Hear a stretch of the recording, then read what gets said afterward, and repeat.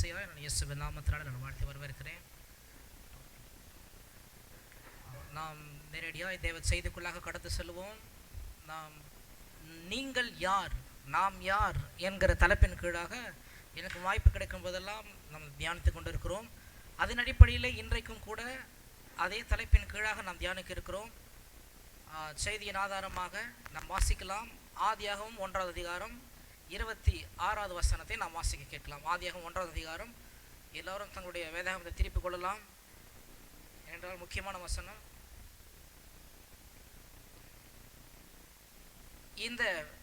இந்த வசனத்தில் தான் நீங்கள் யார் என்கிற, அதாவது மனிதர்களாகிய நாம் யார் என்கிற முழு வெளிப்பாடும் எங்கு வெளிப்படுத்தப்படுகிறது என்றால் இந்த வசனத்தில் தான் வெளிப்படுத்தப்படுகிறது. வேதாகமத்தின் ஒரு கோட்பாடு உண்டு. என்னவென்றால், ஒரு காரியம் முதலாவது எங்கே இருக்கிறது என்று நாம் கண்டுபிடித்து விட்டோமானால் அங்குதான் மற்ற இடத்தில் இல்லாத அளவுக்கு முழுமையான வெளிப்பாடுகள் அங்குதான் நிறைந்திருக்கிறோம். நாம் அந்த இடத்துல பார்க்க வேண்டியதான் மிக நல்லது என்கிறது வேதாகம கோட்பாடாக இருக்கிறது. அதன் அடிப்படையிலே நாம் எல்லாரும் மனிதர்கள். அது ஜென்னாக இருக்கட்டும், அது மென்னாக இருக்கட்டும், உமனாக இருக்கட்டும், எல்லாரும் ஒன்று தான். என்ன சொல்லுவாங்க? மனுஷ ஜென்மம், மனித இனம் என்று சொல்வார்கள். மனித இனம் என்றால் என்ன? நாம் ஏதோ பிறக்கிறோம், ஏதோ வாழ்கிறோம், ஏதோ சாகிறோம். ஏற்கனவே சொன்னோம், வெந்ததை தின்னு விதி வந்தா சாவு என்ற மாதிரிலாம் வாழ்ந்துடக்கூடாது. மனுஷனா பிறந்தோம் அப்படின்னா நிச்சயமாகவே ஏதாவது ஒன்றை நாம் சாதிக்க வேண்டும். அது உலக தத்துவங்களே சொல்லுவாங்க. நீ எதுக்கு பிறந்த? மனுஷனா பிறந்திருக்கிற, எதனா ஒன்று சாதிக்கணும். நம்ம வீட்டிலாம் சொல்லவே தேவையில்லை. என்ன சொல்லுவாங்க? சின்ன வயசுல நம்ம படிக்க சொல்லவே என்ன சொல்லுவாங்க? நீ இப்படி வளரணும், நீ அப்படி இருக்கணும், எனக்கு ஆசை அப்படி இருக்குது, எனக்கு ஆசை இப்படி இருக்குது. நம்ம ஒன்று ஆசைப்படுவோம், இவனை பண்ணுவாங்க. நம்ம இதை படிக்கணும், இப்படி இருக்கணும்னு ஆசைப்படுவாங்க. ஆனால் நம்மளுடைய பேரண்ட்ஸ் அதை பண்ணணும், இதை பண்ணணும். என்ன சொல்லுவாங்கன்னா, நல்லது தான், நீ இந்த லெவலுக்கு வரணும், இதை நீ சாதிக்கணும், இப்படி நீ செய்து முடிக்கணும்னு சொல்லுவாங்க. ஆனால் மனுஷன் நீங்கள் பாருங்க, அவன் திட்டங்கள் பலிக்கிறதா? அவன் யோசனைகள் நிறைவேறுகிறதா? அவன் என்ன ஆக வேண்டும் என்று விரும்புகிறானோ அதை அவன் அடைகிறானா? இங்கே உட்கார்ந்து இருக்கிற உங்களை பார்த்து நான் கேட்கிறேன், நீங்கள் சிறிய வயதிலிருந்து இன்றைய வரையிலே நீங்கள் நினைத்தது எல்லாவற்றையும் நீங்கள் செய்து விட்டீர்களா? அல்லது நீங்கள் இப்பொழுது எதை நோக்கி ஓடிக்கொண்டு இருக்கிறீர்கள்? அது படிப்பாக இருக்கட்டும், தொழிலாக இருக்கட்டும், ஊழியமாக இருக்கட்டும், கற்றுக் கொடுத்த தரிசனமாக இருக்கட்டும், எல்லாருமே ஓடிக்கொண்டு இருக்கிறோம். நீங்க எதை நோக்கி போய் கொண்டிருக்கிறீர்கள்? உங்களுடைய லட்சியம் என்ன? வெற்றியின் பாதையில் தான் சரியாய் நீங்கள் செல்கிறீர்களா? நான் சொல்லுகிறேன், கர்த்தர் யார் என்கிற அறிவு மாத்திரம் போதாது, நீங்கள் யார் என்கிறதையும் நீங்கள் அறிந்து கொள்ள வேண்டும். அப்பொழுதுதான் நீங்கள் வெற்றி காண முடியும். நிச்சயமாய் எத்தனையோ கிறிஸ்தவர்கள் இன்று தோற்று கொண்டிருக்கிறார்கள். பல ஜபங்களின் மத்தியில் தோற்று கொண்டிருக்கிறார்கள். நான் இந்த சபைக்கு போனேன், அந்த சபைக்கு போனேன், நான் இந்த ஆராதனை நான் கலந்துக்கிறேன், அந்த ஆராதனை கலந்துக்கிறேன், அந்த பாஸ்டர்கிட்ட போனேன், இந்த பாஸ்டர்கிட்ட போனேன், நான் இத்தனை மணி நேரம் நான் ஜெபம் பண்ணேன், நான் உபவாசம் இருந்து ஜெபம் பண்ணேன், நான் கண்ணீரோடு ஜெபம் பண்ணேன், இதை பண்ண அதை பண்ணேன்னு சொல்லிட்டு எத்தனையோ கிறிஸ்தவர்கள் வெற்றியாய் வாழ வேண்டியவர்கள் மிக தோல்வியாய் வாழ்ந்து கொண்டிருக்கிறார்கள். காரணம் என்ன? தேவன் யார் என்கிற அறிவு அவர்களுக்கு இருக்கிறது, கடவுள் யார் என்கிற அறிவு இருக்கிறது. ஆனால் தாங்கள் யார் என்கிறது அவருக்கு புரியவில்லை. மனிதர்களாக பிறந்த நாம் யார் என்று நமக்கு தெரியாதான் நம்மால் வெற்றியை வாழ முடியும் என கண்பானவர்களே, நிச்சயமாக சொல்கிறேன், கர்த்தர் சர்வ வல்லவர், அவரால் முடியாத காரியம் ஒன்றுமே கிடையாது. ஆனால் கர்த்தர் எப்படி செயல்படுவார்? உங்களுக்குள்ளே அவர் இருக்கிறார். உங்களுக்குள்ளே இருக்கிற தேவன் உங்களை கொண்டு என்ன செய்து முடிப்பார் என்று உங்களுக்கு தெரிய வேண்டும். அதை தான் நாம் வாசிக்கலாம். ஆதியாகமம் 1வது அதிகாரம் 26வது வசனத்தை வாசிப்போம். வாசிட்டுமா இப்போ நம்ம அதை நம்ம வாசிக்க கேட்போம். ஆதியாகமம் 1:26. பின்பு தேவன் நமது சாயலாகவும் நமது ரூபத்தின்படியையும் மனுஷனை உண்டாக்குவோமாக, அவர்கள் சமுத்திரத்தின் மச்சங்களையும் ஆகாயத்து பறவைகளையும் மிருக ஜீவன்களையும், எல்லாரும் சொல்லுவோம் பூமி அனைத்தையும், ஒரு சிலர் சொல்லலாம், அதனால மறுபடியும் சொல்லலாம், பூமி அனைத்தையும் வாசிங்க. பூமி அனைத்தையும், பூமியின் மேல் ஊறும் சகல பிராணிகளையும் ஆழக்கடவர்கள். கடந்த முறை நாம் இதைத்தான் தியானித்தோம். என்னவென்றால் ஆழக்கடவர்கள். எல்லாரும் இப்போ சொல்லுவோம் ஆழக்கடவர்கள். பக்கத்தில் பார்த்து சொல்லுங்க, ஆழக்கடவீர்கள். நான் சொல்றேன், மனுஷனா யாரு நீங்க புரிஞ்சுக்கிங்க. நீங்க யாரு அப்படின்னா, கர்த்தர் உங்களை எதுக்காக இந்த பூமியில் வச்சிருக்காரு அப்படின்னா, ஒரே வார்த்தையில வேதம் சொல்லுகிறது உங்களை குறித்து, ஆழக்கடவீர்கள், நீங்கள் ஆண்டு கொள்ளுங்கள். ஆளும்படியாக கர்த்தர் உங்களை வைத்திருக்கிறார். தோற்று போகும்படியாக அல்ல. ஒரு காரியத்தை எடுத்தால் அந்த காரியத்திலே வெற்றி பெற வேண்டும் என்று கர்த்தர் உங்களை வைத்திருக்கிறார். அது படிப்பாக இருக்கட்டும், ஊழியமாக இருக்கட்டும், தொழிலாக இருக்கட்டும், என்ன வேணா இருக்கட்டும், கர்த்தர் உங்களை வெற்றி பெறும்படியாகத்தான் படைத்திருக்கிறார். நீங்கள் தோற்று போகிறவர்கள் அல்ல. ஒருவேளை உங்கள் சூழ்நிலை பணம் இல்லாமல் இருக்கலாம், படிப்பு இல்லாமல் இருக்கலாம், அந்தஸ்து இல்லாமல் இருக்கலாம், செல்வாக்கு இல்லாமல் இருக்கலாம், இல்லை மனித ஒத்தாசைகள் இல்லாமல் இருக்கலாம். ஆனால் நீங்கள் யார் என்கிறதை தெரிந்து கொள்ளுங்கள். நீங்கள் ஆளும்படியாக கர்த்தரால் உண்டாக்கப்பட்டிருக்கிறீர்கள். ஐயா, நான் ஆளும்படியாக கர்த்தரால் உருவாக்கப்பட்ட சரி, ஆனா என்னால ஆள முடியலையே, நான் என்ன பண்றது? நான் இதை பைபிள்ல படிச்சிருக்கிறேன், சில பிரசங்கத்தை கேட்டிருக்கிறேன், ஆனா என்னால ஆள முடியல. ஒரு சின்ன பாவத்தை கூட என்னால மேற்கொள்ள முடியல. இந்த படிப்பை என்னால மேற்கொள்ள முடியல, இந்த வேலையை என்னால மேற்கொள்ள முடியல, இந்த வியாதியை என்னால மேற்கொள்ள முடியல, இந்த பிசாசினுடைய உபத்திரவத்தை என்னால மேற்கொள்ள முடியல. நீங்க சொல்வீங்களா, நான் ஆளும்படியா கர்த்தர் என்ன உருவாக்கிட்டாருங்க, ஆனா என்னால ஆள முடியலையே, என் குடும்பத்தை ஆள முடியல, என்னோட தொழில் ஆள முடியல, நான் என்ன பண்றது?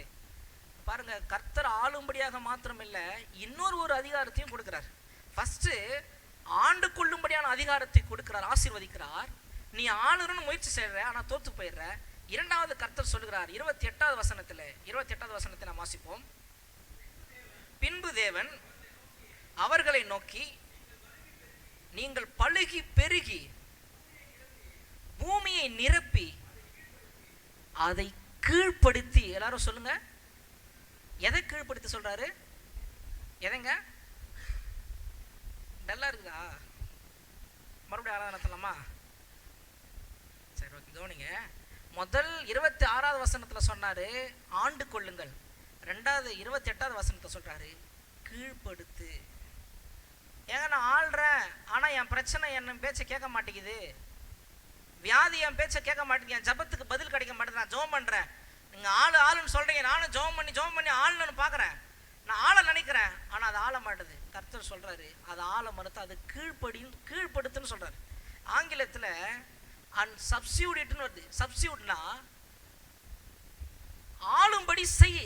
அதாவது நம்ம பாஷையில சொல்லணும்னா அடக்கு. என்னது? நம்ம எதனா சொல்லுவோம், இது எல்லாருக்கும் புரிய நினைக்கிறேன். ஏன்னா இப்பதான் நிறைய பேர் சிரிக்க ஆரம்பிக்கிறீங்க. என்ன சொல்லுவோம் நம்ம எல்லாருமே? ஒருத்தரை பார்த்து ஓவரா எதனா பேசினா என்ன சொல்லுவோம்? கொஞ்சம் என்ன பண்ணு, கொஞ்சம் அடங்கு. கர்த்தர் சொல்றாரு, நீ ஆள மறுத்தால் அடக்கு. நம்ம என்ன பண்றது தெரியுமா? ஆண்டவரே நீர் அடக்குங்கப்பா இந்த பிரச்சனைய, ஆண்டவரே நீர் சுகமாக்குங்கப்பா இந்த பிரச்சனைய, ஆண்டவரே நீர் விடுதலை ஆக்குமா இந்த பிரச்சனை. கர்த்தர் சொல்றாரு, அதுக்கு தான் நான் உன்னை இந்த பூமியில் வச்சுக்கிறேன், நீ அடக்கு, ஆளுகை செய். உன் பிரச்சனையை எழுந்து தலை நிமிர்ந்து, நான் ஒரு மனிதன், எனக்குள்ளாக தேவனுடைய சக்தி இருக்குது, தேவனுடைய சாயல் இருக்குது. நான் என்றைக்கு இயேசு கிறிஸ்துவை ஏற்றுக்கொண்டேனோ, நான் என்றைக்கு மூழ்கி ஞானஸ்தானம் எடுத்தேனோ, அன்றைக்கே தேவ ஆவியானவர் எனக்குள்ளே வந்து விட்டார். உலகத்தில் இருக்கிறவனை காட்டிலும் எனக்குள் இருக்கிறவர் பெரியவர், உங்களுக்குள் இருக்கிறவர் பெரியவர். இப்ப அந்த பெரியவர் தான் சொல்றாரு, சும்மா என்ன நோக்கி முறையிட்டு இருக்கிறது இல்ல. ஜபம் என்ன நினைச்சிட்டு இருக்கிறோம்? மளிகை கடை லிஸ்ட் போல நினைச்சிட்டு இருக்கிறோம். ஜபம் என்ன நினைச்சிட்டு இருக்கோம்? அப்பா அம்மா நம்ம டெய்லியுமே எதனா ஒண்ணு விரும்பி கேட்போமே, அது மாதிரி நினைச்சிட்டு இருக்கோம். ஜபம்னா அது மட்டும் இல்லைங்க. ஜபம் என்றால் என்ன? ஜபம் என்றால் தேவனோடு அன்பு கூறுதல். ஜபம் சும்மா நம்ம பிரச்சனையை போய் சொல்லிட்டு வர்றது கிடையாது. ஜபம் சும்மா நம்முடைய தேவையை போய் சொல்லிட்டு வர்றது கிடையாது. தேவம் அருமையான ஐயா வெஸ்லியா எழுதியிருப்பாரு, என் தேவையை சொல்லி உண்மை. ஆனா ஒரு காமெடினா அந்த பாட்டே நம்ம தேவையை சொல்லி ஜபம் பண்ணுவோம். ஆறாவதுல அந்த பாட்டு பண்ணுவோம், என் தேவையே சொல்லி உண்மை, துக்கப்படுத்த மாட்டேன், என் தேவையே பொய், தேவையே நீ தாம்பான்னு சொல்லிட்டு, ஆண்டவரே அந்த பைக் எனக்கு வாங்கி கொடுத்துருங்க ஆண்டவரே. அடுத்த ஜபம் என்னது?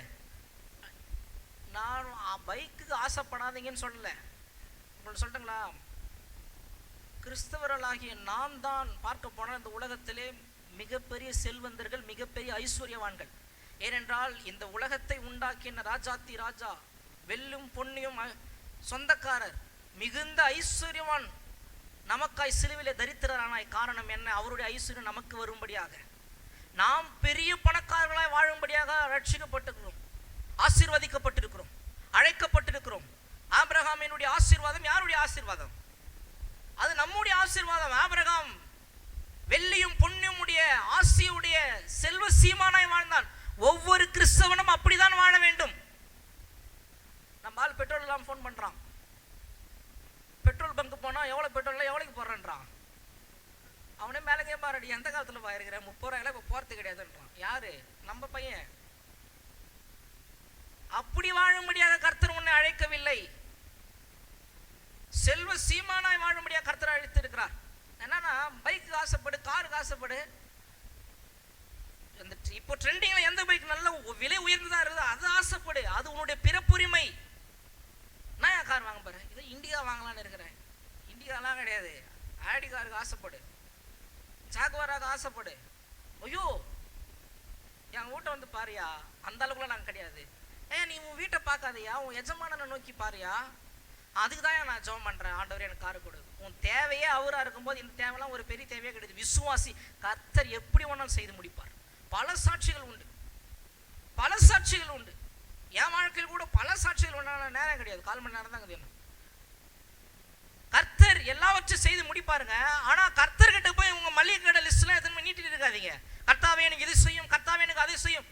காலையில எழுந்து ஜெபம் பண்றியா, அன்பு கூறு. ஆண்டவரே எனக்கு ஜீவனை கொடுத்தீங்களே நன்றி ஆண்டவரே, மறு வாழ்வை கொடுத்தீங்களே நன்றி ஆண்டவரே, ஆராதனை கேட்டுமே புது வாழ்வை கொடுத்தீங்க நன்றி ஆண்டவரே, புதிய நாளை காலை செய்தீங்க நன்றி ஆண்டவரே. எத்தனையோ பேர் இரவு படுத்தாங்க, காலைல எழுந்துக்கலாம், ஆனா என்னை நீங்க பாதுகாத்தீங்களே உங்களுக்கு நன்றி ஆண்டவரே. நன்றி சொல், அன்பு கூறு ஆண்டவரே. இன்றைக்கு உங்களுடைய சித்தத்தை செய்ய எனக்கு உதவி செய்யுங்கப்பா. காலிலேருந்து சாயந்தரம் வரைக்கும் நைட்டு வரைக்கும் நம்ம பண்ற ஜெபம் நம்மளுடைய தேவை, நம்மளுடைய கர்த்தர் என்ன தெரியுமா சொல்றாரு. இல்லைன்னா சில பேர் வந்து அவங்க பிரச்சனையை சொல்லியே ஜெபம் பண்ணுவாங்க. என்னங்க பிரச்சனை சொல்லி ஜெபம் பண்ணக்கூடாதா? பிரச்சனை சொல்லி ஜெபம் பண்ணக்கூடாதுன்னு சொல்ல வரல, கர்த்தரே சொல்றாரு. என்ன தெரியுமா சொல்றாரு, நீ என்னிடத்தில் முறையிடுகிறது என்ன. இப்போ நம்ம அடுத்தது அதை வாசிப்போம், மோசேயினுடைய கான்செப்ட்ல வரும். சும்மா வந்து நம்ம கர்த்தர்கிட்ட போயிட்டு நம்ம பிரச்சனையை சொல்லி இதை தீர்ப்பா, அதை தீர்ப்பா, அதை பண்ணிடுப்பா, இதை பண்ணிடுப்பா. கர்த்தர் என்ன சொல்றாரு, ஆதியாகமம் 1:26, 28 சொல்றாரு, நீ மனிதன், உனக்கு நான் ஒரு அதிகாரத்தை கொடுத்திருக்கிறேன். என்ன அதிகாரம்? நீ ஆளும்படியான அதிகாரம். எதை ஆளும்படியாக? இந்த பூமி அனைத்தையும், உன் வாழ்க்கை முழுவதையும். சில பேர் இந்த கொரோனா வைரஸ் எல்லாம் பயந்துன்னு இருக்கிறோம். நான் ஏற்கனவே சொன்னேன், கிறிஸ்தவன் அதுக்கு பயப்படவே கூடாது. அது உன்னை ஒண்ணுமே செய்யவே முடியாது. ஏன்? பூமி அனைத்தையும் ஆண்டு கொள்ளுங்கள் என்று அதிகாரத்தை கொடுத்தாரே, அந்த அதிகாரத்துல எதையும் ஆளலாம். நம்ம கொரோனா வைரஸையும் ஆளலாங்க, சமுத்திரத்தின் மச்சங்களையும் ஊரும் பிராணிகளையும் உயிரினங்களை நீ ஆளலாம். வைரஸ் என்பது என்னது? அது ஒரு உயிரினம். அப்ப அதை நீ ஆண்டு கொள்ள முடியும். உண்மையாகவே நீ அதனை தொற்றுனால் பாதிக்கப்பட்டியா, நீ பாசிட்டிவ் வந்துச்சியா, வரக்கூடாது ஆனா வந்துச்சியா, வந்தா கூட நீ தான் சாட்சி. பயப்படாத, கலங்க தெரியாது, அதை ஆண்டுகோ. சொல்லு, பாசிட்டிவ் வந்ததா இல்ல கொரோனா பாதிக்கப்பட்டிருக்கிறாங்களா, நீ ஜெபம் பண்ணா சொல்லு, இயேசுவின் நாமத்தினால வைரஸை உன்னை நான் ஆளுகை செய்கிறேன். ஆள மறுக்குதா என்ன பண்ண? ஆள மறுத்தா என்ன பண்ண? கையை கட்டினா தான் புரியும். அடக்கு, கீழ்ப்படுத்து. இயேசுவின் நாமத்தினால நான் உன்னை கட்டளை கொடுக்கிறேன், வியாதியே நீ அடங்கு, வியாதியே வெளியேறு, வறுமையே இல்லாம தரித்திரமே வெளியேறு, புத்தியின்மையே எவன சொல்லி இயேசுவின் நாமத்தினால நீங்க கட்டளையிட்டு பாருங்க. நான் மறுபடியும் அந்த ஃபார்முலா சொல்றேன், நல்லா கவனிங்க. ஆண்டு கொள்ளுங்கள், ஆள மறுத்தால் அடக்குங்கள், அதை கீழ்ப்படுத்துங்கள். இப்போ எப்படியே நம்ம ஆளுகை செய்யறது, நீங்க அதான் பார்க்க போறோம். எப்படி ஆளுகை செய்யறது, எப்படி என் பிரச்சனையை கீழ்ப்படுத்துறது, இது கேட்கறதுக்கு நல்லா தான் இருக்குது. அப்போ நான் வந்து கடவுளை வந்து இதுக்கெல்லாம் இந்த சின்ன சின்ன விஷயத்துக்கெல்லாம் நான் கூப்பிட்டு அவரை டிஸ்டர்ப் பண்ண வேண்டியதில்லை. நானே அப்போ என் பிரச்சனையை அடக்க முடியும், ஆள முடியும். அப்படின்னா அதை எப்படி நான் செய்யறது? முதல் மனிதனாகிய ஆதாமுக்கு அந்த அதிகாரத்தை கொடுத்தார். ஆனா எங்கேயுமே ஆதாம் ஆண்டு கொள்ளலன்னு பார்க்கவே இல்லை நம்மளால. எங்கன்னா ஒரு இடத்துல ஆதாம் ஆண்டு கொண்டானா? முதலாவது அதிகாரத்துல ஆதாம படைக்கிறார். 2வது அதிகாரத்திலேயே ஆதாமுக்கு ஏற்ற துணை மனைவி உண்டாகுது. நம்ம ஆள் எதில் லக்கோ இல்லையோ இதில் லக்க வச்சிட்டாரு. முதல் அதிகாரத்துல படைப்பு, 2வது அதிகாரத்துல என்னது? 2வது அதிகாரத்துல மனைவி திருமணம். 3வது அதிகாரம் பாரு, அவனுடைய அன்லக்க பாருங்க. 2வது அதிகாரத்துல மனைவி, 3வது அதிகாரத்துல தோல்வி. அதான் சொல்றேன் சகோதரர்களே, மனைவி விஷயத்துல சரியா இருங்க. கர்த்தர் தான் கொடுத்தாரு. ஏவாள கொடுத்தது யாரு? கர்த்தரே கொடுத்தா கூட ஏவாள் தான் ஆதாமுக்கு ஏவாள் ஆயிட்டா. 3வது அதிகாரத்திலே அவன் தோற்று போறான். அப்போ ஆண்டு கொள்ளுங்கள் சொன்னார் கர்த்தர். இவனை பார்த்து தான் சொன்னார், நீ ஆண்டு கொள்ளுங்க. ஏன் அவன் தோற்று போனான்? அப்ப யாரை பார்த்து நம்ம கத்துக்கிறது? வேதம் சொல்லுகிறது 1 கொரிந்தியர் 15வது அதிகாரம், 1 கொரிந்தியர் 15வது அதிகாரத்தை நாம் எடுத்துக்கொள்ளலாம். அப்ப யாரை பார்த்து நம்ம கத்துக்கிறது? எப்படி நம்ம ஆண்டு கொள்ளணும் நம்மளுடைய பிரச்சனைய? 1 கொரிந்தியர் 15:45 வாசிப்போம். அந்தபடியே முந்தின மனுஷனாகிய ஆதாம் ஜீவாத்மாவானான் என்று எழுதியிருக்கிறது. இங்க பாத்தீங்களா, யாரா? பிந்தின ஆதாம். முந்தின ஆதாம் தேவனால் படைக்கப்பட்ட ஆதாம் அவன் தோற்று போனான். அவன் வாழ்க்கையில நம்ம ஒன்றுமே கற்றுக்கொள்ள முடியல. அவனுக்கு அதிகாரம் கொடுத்தாரு, நீ ஆண்டுக்குப்பா, கீழ்ப்படுத்திப்பா பூமியை. ஆனா மனைவி பேச்சை கேட்டு மனைவியும் தோற்று போறா, மனைவியால கணவனும் தோற்று போறான், ஏமாந்துட்டான், அதிகாரத்தை ஃபுல்லா கெடுத்து போட்டான். ஆனா இப்போ பிந்தின ஆதாம்னு ஒருத்தர் வரார். இவர் தான் யாரு? ஆண்டவராகிய இயேசு கிறிஸ்து. ஆண்டவராகிய இயேசு கிறிஸ்து 2020 வருடங்களுக்கு முன்பாக இந்த உலகத்தில் வந்தார். எதற்காக வந்தார்? மனிதர்களுக்கு பாவ விமோசனத்தை உண்டாக்கும்படியாக வந்தார். ஆட்டு ரத்தத்தினாலோ மாட்டு ரத்தத்தினாலோ கோழி ரத்தத்தினாலோ மனிதனுக்கு பாவ மன்னிப்பாகிய மீட்பு கிடையாது. ஆண்டவராகிய இயேசு கிறிஸ்துவின் ரத்தத்தினால் மாத்திரம்தான் மனிதனுக்கு பாவத்திலிருந்து விமோசனம் உண்டாக்க முடியும் என்பதற்காக தன் சொந்த ரத்தத்தை சிலுவையிலே சிந்தி உயிரிடும்படியாக இயேசு கிறிஸ்து இந்த உலகத்தில் வந்தார். ஆனா அதுக்காகவா மட்டுமா வந்தார்? மனித இனம் எப்படி வாழ வேண்டும் என்கிறதை கற்றுக் கொடுப்பதற்காக கடவுள் மனித அவதாரம் எடுத்து இந்த உலகத்தில் வந்து வாழ்ந்து காண்பித்தார். ஆதியாகமம் 1 நாம் பார்த்தோம், ஆண்டு கொள்ளுங்கள், கீழ்ப்படுத்துங்கள். அந்த அதிகாரத்தை எப்படி மனுஷன் பயன்படுத்தணும் என்ற அந்த வழிமுறையை வாழ்ந்து காட்டினவர் தான் இயேசு கிறிஸ்து. இப்போ முதல் ஆதாம நம்ம விட்டுலாம், அவன் தோல்வி பெற்றவன், அவன் தோற்று விட்டவன். பிந்தின ஆதாமாகிய இந்த 2ஆம் ஆதாம், பிந்தின ஆதாம், இவருடைய வாழ்க்கை நம்ம பார்த்தோன்னா, எப்படி உங்க பிரச்சனை நீங்க ஆட்சி செய்வது, உங்களுடைய குடும்பத்துல, உன் வாழ்க்கையில, உன் ஊழியத்துல, உன்னுடைய தனிப்பட்ட, உன்னுடைய தொழில, உன்னுடைய எல்லா ரீதியில அடிக்கடி அவ்வப்போது எழும்புகிற பிரச்சனையை நீ எப்படி சமாளிப்பது? கடன் பிரச்சனையா, இல்ல வியாதி பிரச்சனையா, இல்லாமையா, ஏழ்மையா, தற்கொலை உணர்வா, பிசாசன் உபத்திரவமா, போராட்டமா, எந்த பிரச்சனை இன்னைக்கு உன்னை கொஞ்சம் கொஞ்சமா சாகடிச்சுட்டு இருக்கு? எந்த பிரச்சனையும் உன்னால ஃபேஸ் பண்ண முடியல, நீ திணற. ஐயோ நான் இயேசுவை ஏற்றுங்கனையா, ஆனா இருந்தாலும் இந்த பிரச்சனை என்னால சமாளிக்கவே முடியல, இதை என்னால மேற்கொள்ளவே முடியல. கடன் ஒன்று போனால் ஒன்று, ஒரு செலவு போனா ஒரு செலவு, மருத்துவ செலவு, இப்பதான் இது முடிஞ்சது, உடனே இது எதை உன்னால சமாளிக்க முடியல, எப்படி நீ ஆண்டு கொள்வது? இயேசுவை பார்த்து கற்றுக்கொள். இயேசு இந்த உலகத்தில் வாழும்போது பல உதாரணங்கள் நம்மளுக்கு வாழ்ந்து காண்பித்தார். இன்றைக்கு மார்க் எழுதின சுவிசேஷம் 4ஆம் அதிகாரத்திலே ஒரு சம்பவம் நடக்குது, அதை நம்ம பார்ப்போம். எப்படி மனித இனம் ஆளுகை செய்ய முடியும் இந்த உலகத்திலே, எப்படி ஆட்சி செய்ய முடியும்? மார்க் 4ஆம் அதிகாரம். இயேசு கிறிஸ்து கடலோரத்தில் இங்க பிரசங்கம் பண்றாரு. கடலோரத்தில் இங்க பிரசங்கம் பண்ணி முடிச்சுட்டு இரவு நேரத்தில் அவங்க கிளம்புறாங்க. 35வது வசனத்திலிருந்து நாம் வாசிக்கலாம். மார்க் எழுதின சுவிசேஷம் 4ஆம் அதிகாரம் 35 இருந்து. அன்று சாயங்காலத்தில் அவர் அவர்களை நோக்கி, அக்கறைக்கு போவோம் வாருங்கள் என்றார். அவர்கள் ஜனங்களை அனுப்பிவிட்டு அவரை கொண்டு போனார்கள். வேறே படகுகளும் அவரோட கூட. 35வது வசனத்துல ஒரு வார்த்தை நீங்க நோட் பண்ணுங்க, அக்கறைக்கு போவோம்.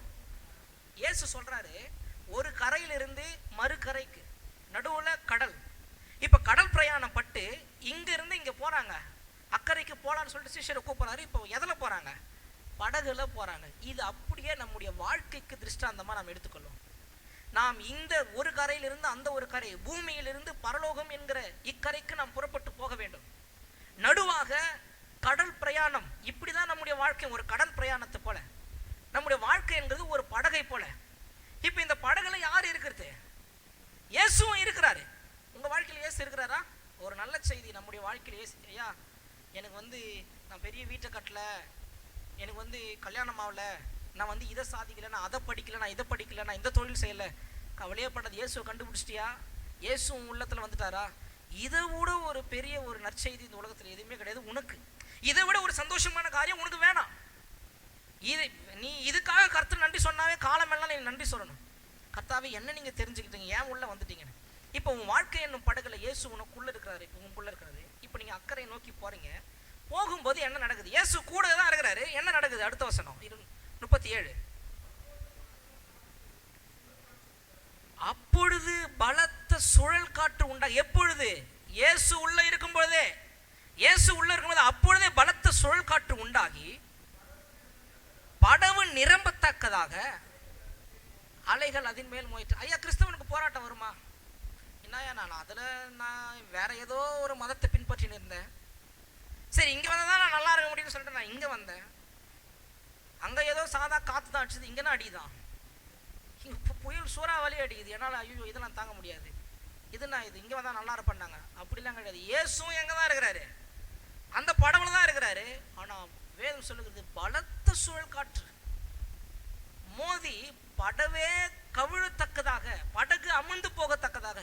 சில நேரங்களிலே எல்லாம் ஸ்மூத்தா போகணும்னு நினைக்காது. எல்லாமே நல்லா போயிடும், நான் இயேசு ஏற்றினேன், நான் விசுவாசிக்கிறேன், நான் ஜெபம் பண்றேன், என் வாழ்க்கை அருமையா இருக்கும். தப்பு எனக்கு அன்பானவர்களே.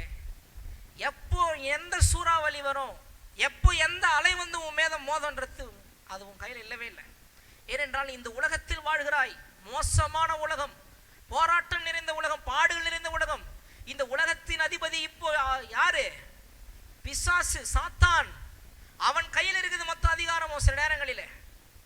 அதனால நம்ம எல்லாம் இயேசு எனக்குள்ள இருக்கிறாருன்னு சொல்லிட்டு அச்சாக்கிரதையா இருந்துடாத. இயேசு உள்ள இருக்கும் போதே பலத்த சுழல் காற்று வரும், அலைகள் மோதும், படகே கவிழத்தக்கதாக வரும். ஆனா முடிவு என்னவா இருக்கும் அதுதான் நம்ம பார்க்க போறோம். அதுக்குன்னு நீ கிறிஸ்துவ மார்க்கத்தை குறை சொல்ல முடியாது. முடிவு என்ன? அடுத்த வசனத்தை வாசிப்போம். கப்பலின் பின்னணியத்தில் யாரு? இது போல இருக்கிறது ரொம்ப நல்லது தெரியுங்களா? எது போல இருக்குது? நித்திரியா இருக்குது, தூங்குறது. எப்பயுமே தூங்குறது சொல்ல, பிரச்சனையில தூங்குறது ரொம்ப நல்லது. என்ன கேட்ட நான் சொல்றேன். எலியாவோட கான்செப்ட்ல கூட பாருங்க, அவர் டைரக்டா போய் என்ன பண்றாரு, படுத்துருவாரு. சில நேரங்களில் கர்த்தரே அதை அனுமதிப்பார். நான் அதை நல்லா ஃபீல் பண்ணிருக்கிறேன். பிரச்சனை நேரத்தில் ஓவான் அங்க இங்க திரித்து விட்டு, பிரச்சனையா போராட்டமா முடியலையா 10 நிமிஷம் தூங்கிடுன்ற. சில பேர் தூங்கினா கூட கனவுல வருதுயா அப்படின்றாங்க. பயப்படாத.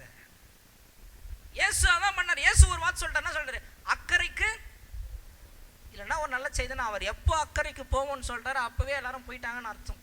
அது அவங்களுக்கு புரியல. கடல் அலனா வரட்டும் எதனா வரட்டும், அக்கறைக்கு போவோம்னு சொல்லிட்டாரு. அதனாலதான் அவர் போய் படுத்துறாரு. ஏன் போய் படுத்தாரு? நான் சொல்லிட்டு அக்கறைக்கு போவோம்னா போயிடுவோம். கடல் என்ன வரட்டும் எதனா வரட்டும் போய் தூங்கிட்டாரு. இப்ப நம்ம ஆளுங்க நம்மள மாதிரி இருக்கிற நம்ம சீஷர்கள் என்ன பண்றாங்க? அடுத்த வசனம், அவரை எழுப்பி தூங்குறவரை போய் எழுப்புறான். எழுப்பி என்ன சொல்றான்? போதகரே, நாங்கள் மடிந்து போகிறது உமக்கு. செத்துட்டானா? நீ சொல்றான். ஆனா வார்த்தையை பாருங்க, நாங்கள் மடிந்து போகிறது. சில நேரங்களில் உங்கள் வார்த்தை என்கிறது ரொம்ப முக்கியம். நீ உங்க சூழ்நிலையில என்ன வார்த்தை பிரயோஜனப்படுத்துறீங்கிறது ரொம்ப ரொம்ப முக்கியம். ஒண்ணுமே நடக்கல, இயேசு கூடவே இருக்காரு. இயேசு கூட வந்தா இயேசுவே போய் எழுப்பி கேட்கிறான். இயேசு தான் சொல்றாரு கவலைப்படாதீங்க. அவர் ஏன் எழுப்பி உங்களுக்கு கவலை இல்லையான்னு கேட்கறான். அது போலதான் சில நேரங்கள் நம்ம கூட நடந்துக்கிறோம். இயேசு சொன்னாரு நீங்க கவலைப்படாதீங்க, ஒன்றுக்கும் நீங்க கவலைப்படாதீங்க. ஆனா அவரே எழுப்பி உங்களுக்கு கவலை இல்லையா ஆண்டவரே, நாங்கள் எல்லாம் சாவ போறோமே. சில நேரங்கள் நம்ம கூட விரக்தி நான் வளராதீங்க. இப்ப அடுத்த வசனம் தான் ரொம்ப முக்கியமான வசனம். இந்த இடத்துல தான் கர்த்தர் மனிதன் எப்படி வாழ வேண்டும் என்கிறதை பிரயோஜனப்படுத்துகிறார், வாழ்ந்து காட்டுறார், சொல்லி காட்டுறார். அடுத்த வசனத்தை வாசனம். அவர் எழுந்து காற்றை அதட்டி கடலை பார்த்து இறையாதே அமைதலாயிரு என்றார். அப்பொழுது காற்று நின்று போய், பாருங்க நல்லா கவனிங்க. இப்ப எது இவங்களுக்கு டிஸ்டர்பன்ஸ்? இவங்க நல்லா தான் போயிட்டு இருந்தாங்க. எது காற்று, சுழல் காற்று வந்து இவர்கள் கப்பலை வந்து மோதுது, படகை வந்து மோதுது. இயேசு தூங்கிட்டு இருக்காரு. தூங்கிட்டு இருக்கிற சீஷர்கள் போய் எழுப்புறாங்க, நாங்கள் மடித்து போகிறோம், உங்களுக்கு கவலை இல்லையான்னு. இயேசு கூலா எழுந்திருக்கிறாரு. எழுந்து, பிதாவே எங்களை காப்பாற்றும் ஆண்டவரே, நாங்கள் என்ன பண்றோம்? ஜெபம் பண்ணாரா? இயேசு எழுந்த வசனம் சொல்லி எழுந்து காற்றை அதட்டி இறையாதே அமைதியாயிரு என்றார். இது எதை குறிக்கிறது? அதிகாரத்தை பயன்படுத்துகிறார். ஆதியாகமம் 1:26 கர்த்தர் தேவன் சொன்னார் இல்லைங்களா, நான் இந்த பூமி அனைத்தையும் ஆளுகிற அதிகாரத்தை உனக்கு கொடுக்கிறேன். அப்படி ஆளாத மறுத்தால் அதை கீழ்ப்படுத்தாத அடக்கு. அதுதான் இயேசு எழும்பி நின்று சொல்றாரு, கடலே இறையாதே அமைதியாயிரு. அமைதியா என்னது நம்ம பாஷையில அடங்குன்னு அர்த்தம். அடங்கு. இப்படிதாங்க மனிதன் வாழ வேண்டும். அலைய பார்த்தாங்க அங்க இங்க ஓடக்கூடாது. அப்படியே ஐயோ அலாடிக்குது, எல்லாம் வெயிட்லாம் தூக்கி போடுங்க, எவனா குச்சிட்டே எவனா உயிர் போச்சு செத்து அப்படின்னா வந்துடுவேனா, நான் குடிச்சிடுறேன் அப்படிலாம் எழுந்து நிக்கணும். ஃபர்ஸ்ட் எழும்பு. கர்த்தர் இன்றைக்கு உனக்கு சொல்லுகிற வார்த்தை எழும்பு. முதல்ல எழும்பு, பயப்படாத. எதை குறித்து பயந்து உட்காந்து நினைக்கிற? ஏன்னா இந்த வியாதியை குறித்து பயப்படுற, நீ எழும்பு. இந்த கடனை குறித்து நான் பயப்படுறேன், நீ எழும்பு. ஏன்? அன்றைக்கு காற்றை அதட்டினவர் தான் இன்றைக்கு உனக்குள்ளாக ஆவியா இருக்கிறார்.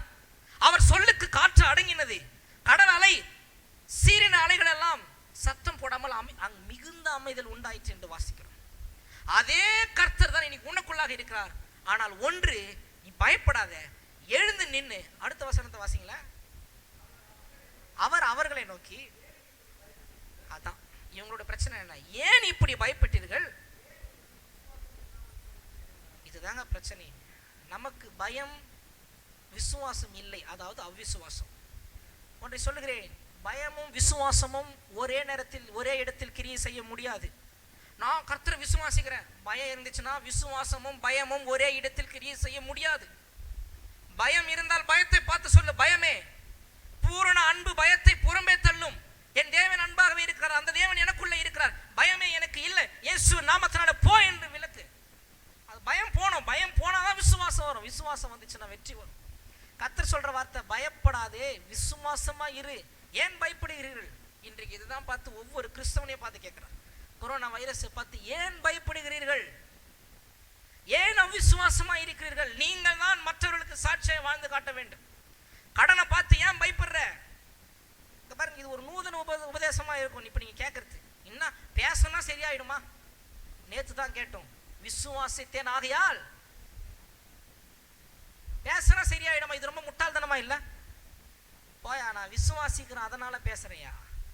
நீதிமான் அவன் விசுவாசத்தினாலே பிழைப்பான் என்று வேதம் சொல்லுகிறது. அவனவன் தன் தன் வாயின் வார்த்தையினாலே திருப்தியாவான் என்று வேதம் வசனம் சொல்லுகிறது. வார்த்தையினாலே எல்லாம் மாறிடுமா? கர்த்தர் அதிகாரத்தை வார்த்தையில் தான் கொடுத்திருக்கிறார். அதற்கு இயேசுதான் சாட்சி. இயேசுவின் வாழ்க்கையை பார்த்து கத்துக்கணும்னு சொன்னல. இப்ப இயேசுவை பார்த்து நம்ம ஒண்ணு கத்துக்கணும். என்ன கத்துக்கணும்? பிரச்சனையில எழுந்து நின்று அதட்டி பேசணும். ஐயா நான் ஜெபம் பண்றேயா, இந்த நடிப்பே வேணாம். ஐயா நான் ஜெபிக்கிறேன், நான் வந்து பிரேயர் பண்றேன், நான் பிரேயர் வாரியர். பிரேயர் வாரியர் என்ன பண்ணக்கூடாது? முதல்ல பிரேயர் வாரியர் என்ன பண்ணக்கூடாது? முதல்ல பயப்படக்கூடாது. பயந்து இருக்கிறியே, போராட்டம் இருக்குதே, பிரச்சனை இருக்குதே, இன்னமும் எழுந்துக்க மாட்டேறியே. கர்த்தர் சொல்றாரு, நான் இந்த வாரியர், நான் அந்த வாரியர், எந்த மண்ணாங்கட்டி வாரியர் இல்லை. ஃபர்ஸ்ட் நீ எழும்பு, ஜெபம் பண்ற. 1 மணி நேரம் ஜெபம் பண்ணு, 2 மணி நேரம் ஜெபம் பண்ணு, 10 மணி நேரம் கூட ஜெபம் பண்ணு, அன்பு கூறு, ஆராதனை பண்ணு, போய் முழங்கால் பண்ணிட்டு ஜெபம் பண்ணு, தப்பே கிடையாது. எத்தனை மணி நேரம்? 24 மணி நேரத்துல 20 மணி நேரம் கூட ஜெபம் பண்ணு. ஆனா கர்த்தர் ஒன்னு எடுத்துன்னு போயிடுவாரு. ஏனோக்கு அப்படிதான் எடுத்துட்டாரு. அவன் யாருக்கிட்ட டச் வச்சு அவன் தேவன் கூடயே இருந்தான். எப்பா நீ இங்க வாழாத, நீ என் கூட வந்துருன்ட்டு.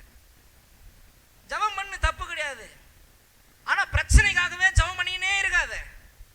நீ எழும்பு, எழும்பு நின்று பேசு, வாயை திறந்து சொல்லு. வலி, உன் உடம்பு வலியை பார்த்து சொல்லு, வலியே அடங்கு, இயேசுவின் நாமத்தினால் அடங்க, நான் கட்டளை கொடுக்குறேன்னு சொல்லு. இல்ல கால் பால் போட்டுக்கிறேன் நல்லா ஆயிடும். கால் பால் போட உன்னை வாடான்னு இல்லை. நீ ஒரு கிறிஸ்தவன், அதை போட்டும் கூட அடங்கலையா? அப்ப அடங்க மறுத்தா என்ன பண்ண? அடக்கு கீழ்ப்படுத்தி எழுந்து நின்று பேசு. இயேசுவின் நாமத்தினால தலைவலியை என் சரீரத்தை விட்டு வெளியேறு. இது முட்டாள்தனமான பிரசங்கம் அல்ல. இயேசு சொன்னதை நான் சொல்லுகிறேன். இயேசு அங்க நின்று சயின்டிஸ்டுக்கு ஃபோன் பண்ணு, அந்த விண்வெளி என்ன பண்ணு, ஆராய்ச்சியாளர்களுக்கு காற்று எந்த திசையில் அடிக்குதுன்னு பாருங்க, நாங்க அந்த திசையில போயிடலாம் ஃபோன் பண்ணல. எழுந்து நின்னாரு, கடலை பார்த்தாரு, இறையாவே அடங்கு. இப்ப சொல்லலாம் அவர் இயேசு, அவர் சொல்லலாம். அந்த இயேசுதாயா சொன்னாரு வார்த்தையா. ஆதியாகமம் 1:26 அவர்தான் தேவனா இருந்து அவர் தான் சொன்னாரு, நீ மனிதன், மனிதனாகிய நீ இந்த உலகத்தை ஆளுகை செய்ய வேண்டும். உன் வாழ்க்கையில் இருக்க பிரச்சனை போராட்டங்களை நீதான் ஆளுகை செய்ய வேண்டும். டைம் இல்லை, அதை அப்படியே சொல்லி முடிச்சிடலாம். மோசேயுடைய கான்செப்ட்ல, மோசே இஸ்ரவேல் மக்களை எகிப்து தேசத்திலிருந்து கானான் தேசத்துக்கு பிரயாணம் பண்ணி கூட்டின்னு போறான். அதான் இக்கரையிலேருந்து அக்கறைக்கு போற மாதிரி. இங்க கடல், அங்க வனாந்தரம். வனாந்தரத்துல போறாங்க, செங்கடல் வந்துடுச்சு. முன்னாடி செங்கடல், பின்னாடி யாரு? அதெல்லாம் நம்ம கரெக்டா சொல்லுவோம். ஆனா அதை நம்ம யூஸ் பண்ணோம் வாழ்க்கையில. முன்னாடி செங்கடல், பின்னாடி பார்வோன் சேனை. இப்ப எல்லா ஜனங்களும் யாரை திட்டுறாங்க? யாரை திட்டுறாங்க? அதாவது பாஸ்டர். ஏன்னா அது ஈஸியாக வந்துடும் பாஸ்டர் திட்டணும்னா. ஆனால் அவர் திட்டி போடலாம், எல்லாரும் திட்டாங்க, நம்ம திட்டிடலாம். ஆனால் எப்படின்னா காதில் வந்துடும், பாஸ்டர் காதில். அப்படி தான் மோசே அவங்களுக்கு பாஸ்டர் அவங்க காதில் வந்துடுது. மோசே காதில் விழுந்த உடனே இப்போ மோசே என்ன பண்ணணும் சொல்லுங்க? பாஸ்டர் என்ன பண்ணணும்? என்ன உஷாரா இருக்கீங்களா? பாஸ்டர் என்ன பண்ணணுங்க? ஜெபம் பண்ணணும். போயிட்டு மோசே வேக வேகமாக போறாரு, போயிட்டு சவால் விட்டு போறாரு. என்னையா நான் திட்டுறீங்க, கோவப்படலானா? அவன் மிகுந்த உலகத்திலே மிகுந்த சாந்த குணம் உள்ளவனா வேதம் சொல்லுது. அவன் சவால் விட்டு போறான், என்னை திட்டுறீங்களா மாவன் எப்படின்னா சாவிடா, நான் இப்போ நான் இப்படியே ஓடிடுறேன்லாம் சொல்லல. அவன் சவால் விட்டு போறான். பயப்படாதீங்க, இன்றைக்கு நீ காண்கிற எகிப்தியை இன்னைக்கு நீ காணவே மாட்ட. நீ சும்மா இருப்ப, கர்த்தர் உனக்காக யுத்தம் பண்ணுவாரு சொல்றான். நீ சும்மா திட்டுறவங்களை பார்த்து சொல்றான், திட்டு வாங்கிக்கணும் சொல்றான். இன்றைக்கு நீ காண்கிற எகிப்தியனை நீ காண மாட்ட இனிமே, இதான் லாஸ்ட். நீ சும்மா இரு, கர்த்தர் உனக்காக யுத்தம் பண்ணுவார். அதாவது சும்மா என்னது இங்கேயும் சொல்றான் மறைமுகமா, கொஞ்ச நேரம் அடங்குங்க. ஏன்னா பாஸ்ட் வெளிப்படையா சொல்ல முடியாது, சில நேரத்தில் அப்படிதான் பேசி ஆகணும். நீ சும்மா இரு, கொஞ்ச நேரம் அடங்கு, கர்த்தர் உனக்காக யுத்தம் பண்ணுவார். நேரா போயிட்டு ஜெபம் பண்றான், ஆண்டவரே. ஆனா அந்த ஜெபம் பண்றான்ற அந்த வார்த்தை இல்ல. இதுக்கு முன்னாடி பாத்தீங்கன்னா அவன் தேவ சமூகத்துக்கு போய் அவன் தேவனிடத்துல போய் தான் வரும். போறான் தேவனிடத்துல போயிட்டு, ஆண்டவரே முன்னாடி செங்கடல் பின்னாடி பார்வோனுடைய சேனை, நாங்க என்ன பண்றது ஆண்டவரே? கர்த்தர் அவனை பார்த்து ஒரு வார்த்தை சொல்றாரு. யாத்திராகமம் 15வது அதிகாரம். இன்னைக்கு அதை தான் கர்த்தர் இன்னைக்கு உங்ககிட்டயும் சொல்றாரு. யாத்திராகமம் 14வது அதிகாரம். யாத்திராகமம் 14.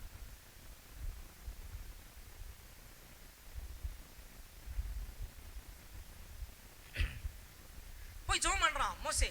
ஆண்டவரே எங்களுக்கு உதவி செய்யுங்க, இது போல நடக்குது, முன்னாடி செங்கடல் இருக்கா பின்னாடி பார்வோன் சேனை, ஒன்றும் புரியல. அதுக்கு தேவன் சொல்றாரு, கர்த்தர் 15வது வசனத்தை வாசிங்க. அப்பொழுது கர்த்தர் மோசேயை நோக்கி, பின்ன வேற யார் இடத்துல போய் முறையிட சொல்றாரு ஆண்டவரே? மோசேயை பார்த்து மோசே போய், ஆண்டவரே என்ன பண்றது ஆண்டவரே? கர்த்தர் சொல்றாரு, மோசே நீ என்னிடத்தில் முறையிடுகிறது என்ன? இப்ப அதே கர்த்தர் தான் உங்ககிட்ட கேட்கிறாரு.